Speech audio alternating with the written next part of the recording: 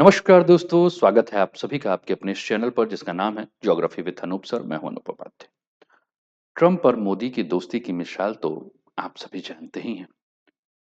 और जब Trump America के राष्ट्रपति का चुनाव लड़ रहे थे, तो कहीं ना कहीं भारत के अंदर यह सगबुगाहट थी या भारत चाहता भी था कि ट्रंप जो है वो फिर से चुनकर आए। लेकिन हाल के हुए घटनाक्रम ने कहीं ना कहीं जो है इस दोस्ती के ऊपर प्रश्न लगा दिया है। जिस प्रकार से भारत के अप्रवासियों को हथकड़ी बेड़ियों में जकड़कर मुंह पर मास्क लगाकर वहां के मिलिट्री के प्लेन से भारत उतारा गया है। ये कोई पहली घटना नहीं है दोस्तों, जब भारत में अमेरिका से अप्रवासियों को लाया गया है। इसके पहले भी हजारों अप्रवासियों को भारत लाया गया है, लेकिन ये जो तरीका है ये पहली बार ऐसा हुआ है। कल के वीडियो में हमने इस पर काफी विस्तार पूर्वक चर्चा की थी। आज के वीडियो में हम ये चर्चा करने वाले हैं कि किस प्रकार से लगभग 20,000 से अधिक जो अप्रवासी भारतीय अमेरिका में हैं, उनके पैर में एक मॉनिटर लगा दिया गया है, यानी कि एक ट्रैकर लगा दिया गया है। और इस ट्रैकर के माध्यम से अवैध अप्रवासी भारतीयों के लोकेशन के बारे में अमेरिका जानते रहेगा कि 24 घंटे इनका मूवमेंट क्या है, ये कहाँ जा रहे हैं, कहाँ आ रहे हैं। और इनको जो वर्जित किया गया है कि जिस क्षेत्र से बाहर ये ना जाएं, कहीं उसको तो पार नहीं कर रहे हैं। इसी के ऊपर चर्चा करेंगे। चैनल पे पहली बार हैं तो चैनल को सब्सक्राइब करके बेल आइकन दबा दीजिएगा।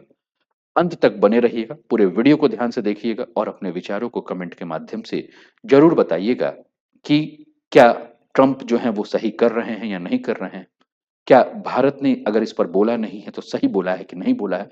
क्योंकि हम देख रहे हैं कि कुछ मंत्री पद पर बैठे हुए लोग ये कह रहे हैं कि भैया किसी के देश में अगर आप जबरदस्ती घूमोगे, घुसोगे, चोरी छुपे घुसोगे, तो वो आपकी पूजा थोड़ी करेगा, वह आपको अपराधी ही मानेगा। आप क्या मानते हैं कि जो ये अप्रवासी भारतीय लगभग 7.25 लाख के आसपास अमेरिका में छुपकर डंकी रूट से गए हैं, वह अपराधी हैं या उनको जो है वह इज्जत देनी चाहिए? विचार आपके अपने होने चाहिए जो आप कमेंट में बताएं। लेकिन हम लोग इस टॉपिक पर चर्चा कर रहे हैं, इस टॉपिक को समझ रहे हैं। US is putting ankle monitor on illegal migrants. ठीक है, आप अपने स्क्रीन पर ये तस्वीर देख रहे हैं, यही वो मॉनिटर है जो कि पैर में लगाया गया है।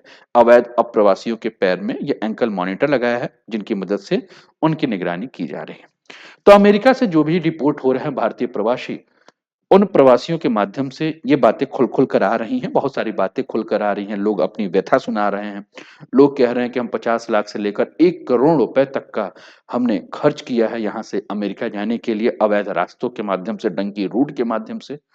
और अमेरिका ने अब तक बिना वैध दस्तावेज, यानी कि जिनके पास कोई सही डॉक्यूमेंट्स नहीं है, ऐसे लगभग 20,407 भारतीयों को अभी तक चिन्हित कर लिया है। मतलब उसने पा लिया है कि ये जो है वो अवैध है। और इन्हीं सभी अवैध भारतीयों को जो है वो अप्रवासी कहा जा रहा है। और इनको बेदखल करने के लिए फाइनल रिमूवल ऑर्डर जो है वह इंतजार की इंतजार किया जा रहा है। इनमें से अगर हम बात करें तो 2,467 जो भारतीय अप्रवासी हैं, इन 2,467 भारतीय अप्रवासियों को US immigration and custom enforcement के द्वारा, अगर हम बात करें जिसको शॉर्ट फॉर्म में हम आईसीई कहते हैं, कि डिटेंशन सेंटर में कैद कर लिया गया है। और इन्हीं में से 104 को जो है वह भारत डिपोर्ट किया गया है, जिसकी चर्चा कल के यूट्यूब प्रोग्राम पर आप देखिए। ट्रंप ने मिलिट्री प्लेन से कैदियों को भारत भेजा है, इस पर हम लोगों ने चर्चा की थी। तो इस वीडियो को आप देख लेंगे तो इसमें आपको विस्तार पूर्वक सारी जानकारी मिल जाएगी। तो इस पर हम लोगों ने कल चर्चा की थी। इसके अलावा अगर हम बात करें तो इसके अलावा अभी भी 17,940 भारतीय ऐसे हैं जो कि वहां हैं। और इनमें से कई भारतीयों के पैरों में जो है वो डिजिटल ट्रैकर यानी कि मॉनिटर इस प्रकार से लगाया गया है। इसको एंकल मॉनिटर भी कहा जाता है। और आईसीई जो है, इसके माध्यम से उनके लोकेशन को 24 घंटे जो है वो ट्रैक करेगी कि लोग निर्धारित लोकेशन से कहीं भी बाहर ना जाएं। ठीक। अब ये मॉनिटर काम कैसे करता है? तो मान लीजिए किसी भी व्यक्ति के पैर में जब इस एंकल मॉनिटर को लगा दिया गया है, तो वो वहां के टावर से इसको टच कर दिया जाता है। वहां का जो भी सेंटर्स होंगे वहां इसको कर दिया जाता है। और साथ में सैटेलाइट। तो एंकल ब्रेसलेट जो है वो क्या करता है कि कोई भी व्यक्ति जिसके ऊपर लगा हुआ है, वह उसके पोजीशन को जो है वो लोकल मॉडेम, जीपीएस और जीएसएम के माध्यम से जो है वो सूचित करता है। नॉन ऑटोमेटेड रूप से ये टेलीफोन कॉल्स, अल्टरनेटिव या जो भी चीज़ें अल्कोहल टेस्टिंग या पर्सन जो सपोज़ जो है मतलब थोड़ा-सा मतलब समझिए डाउटफुल रहता है, उनके वॉइस के माध्यम से, इन सब के माध्यम से इनके बारे में जानकारी मिल जाती है और सेंट्रल सर्वर को जो है उसके बारे में डेली और वीकली ये क्या कर रहा है, करंट लोकेशन क्या है, वो सारी जानकारी मिल जाती है और सभी जानकारी जो है वह अलार्म के माध्यम से जो मॉनिटर कर रहा है पर्सन, ठीक है, जो पुलिस ऑफिसर है, उसके पास चली जाती है। तो ये कुल मिलाकर ये सारा काम कर रहा है। क्यों? क्योंकि अभी अमेरिका का जो डिटेंशन सेंटर है, उस अमेरिका के डिटेंशन सेंटर में जो क्षमता है, उस क्षमता से ज़्यादा लोग हैं। यानी कि कुल मिलाकर ये भी रिपोर्ट आई है कि आईसीई ने जो डिटेंशन सेंटर की क्षमता है, कहा जा रहा है कि जो क्षमता है उससे हमने लगभग 110% से अधिक लोगों को इस डिटेंशन सेंटर में डाल दिया है।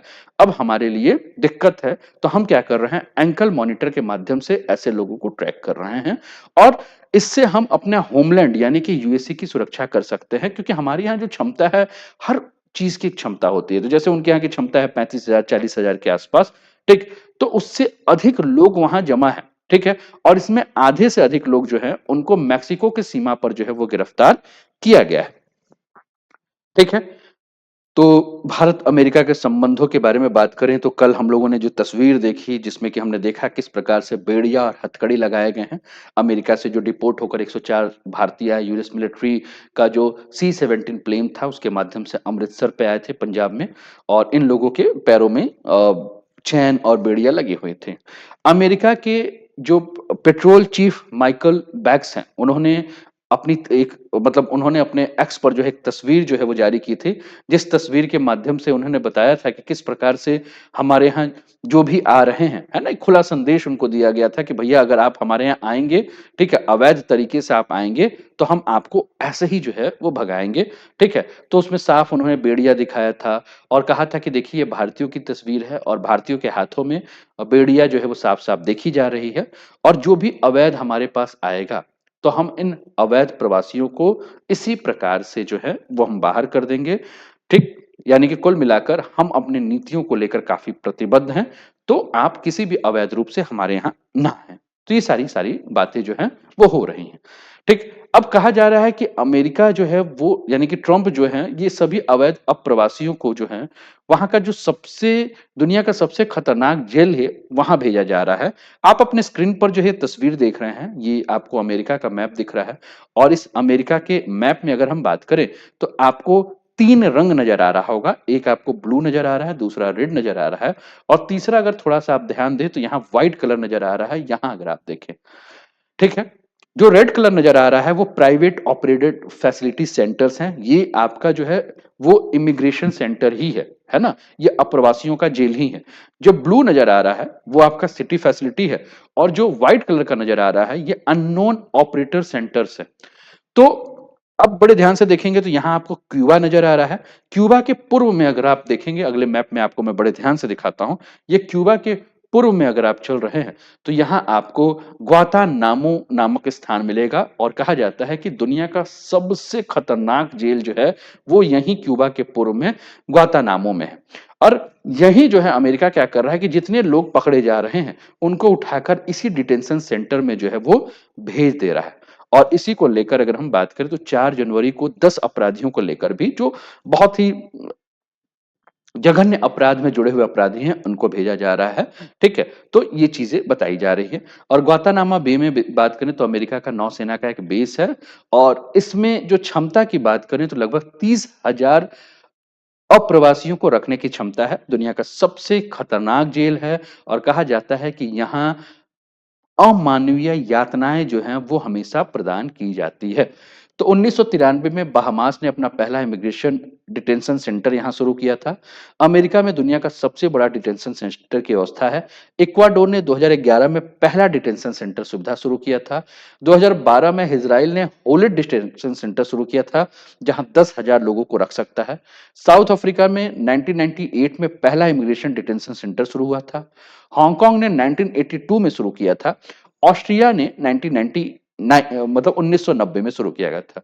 मतलब कहने का मतलब ये है कि हर देश जो है वो अपने यहाँ जो भी अप्रवासी लोग हैं, उनको रोकने के लिए, उनको हटाने के लिए, अपने जगहों की सुरक्षा के लिए जो है डिटेंशन सेंटर शुरू करके रखते हैं। भारत ने भी इस प्रकार के डिटेंशन सेंटर जो है वो शुरू कर रखे हैं, जहां अवैध रूप से जो भी विदेशी नागरिक है, उनको रखने की सुविधा है, ताकि देश में कहीं भी इधर-उधर वो ना घूम सकें और इसी डिटेंशन सेंटर से उनके मूल देश उनको वापस भेजा जा सके। क्योंकि आपने देखा है भारत में भी बहुत सारी ऐसी गतिविधियां आती हैं, तो पता चलता है कि बांग्लादेशी, जैसे भी हाल-फिलहाल में आपने सैफ अली खान के ऊपर चाकू से हमले का जो केस देखा, वहां भी आपने देखा कि कोई बांग्लादेशी था जो कि हमला किया। ठीक है? तो कहीं न कहीं सुरक्षा जो है वो खतरे में रहती है और इस डिटेंशन सेंटर में कहा जाता है कि बिजली, पानी, बिस्तर, संचार के माध्यम, टॉयलेट, किचन की व्यवस्था होगी। सीसीटीवी से जो है इसकी निगरानी होगी। यहाँ रहने वाले लोगों को उनके परिवार से बातचीत या मिलने की अनुमति होगी। महिला, पुरुष के लिए अलग-अलग रहने की व्यवस्था होगी। ठीक है? लोग खुले वातावरण में घूम सकेंगे, इसलिए बाहर भी मैदान होगा। एक ही परिवार के लोगों को एक ही डिटेंशन सेंटर में रखने की बात हुई है। बच्चों को शिक्षा दी जाएगी, छोटे बच्चों के लिए क्रेच की व्यवस्था की जाएगी। ऐसा फॉरेनर्स एक्ट 1946 की जो धारा 32D है, उसके तहत जो है ये किया जाएगा। ठीक? भारत में अगर डिटेंशन सेंटर्स की बात करें तो भारत में आसाम में,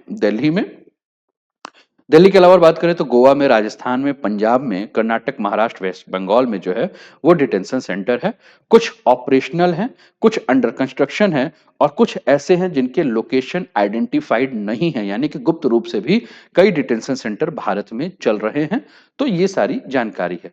ठीक है? ये अमेरिका बॉर्डर पे पेट्रोल चीफ माइकल वैक्स ने जो अपने एक्स हैंडल पे जो वीडियो शेयर किया था, उसकी तस्वीर आपको दिख रही है, किस प्रकार से भारतीयों को जब भेजा जा रहा था तो उनके पैरों में हथकड़ी और बेड़ियां जो है वो लगाई गई थी। ठीक है? तो ये सारी जानकारी आपकी स्क्रीन पर है। उम्मीद है कि ये सारी जानकारी आपको पसंद आई होगी। अगर वीडियो पसंद आया होगा दोस्तों तो लाइक, शेयर, सब्सक्राइब जरूर कीजिए। अपने विचारों को के माध्यम से हम तक पहुंचाइए। अपना ध्यान रखिए, स्वस्थ रहिए, मस्त रहिए, तंदुरुस्त रहिए। हंसते खेलते मुस्कुराते हुए जीवन का आनंद लीजिए। जय हिंद, जय भारत।